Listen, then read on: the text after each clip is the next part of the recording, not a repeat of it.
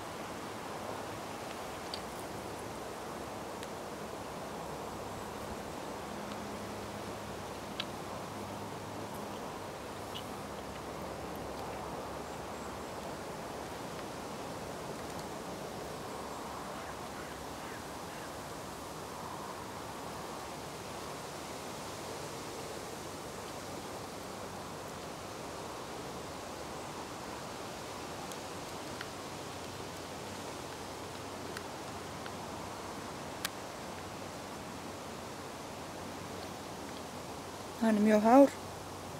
Hann alveg 4 metrar.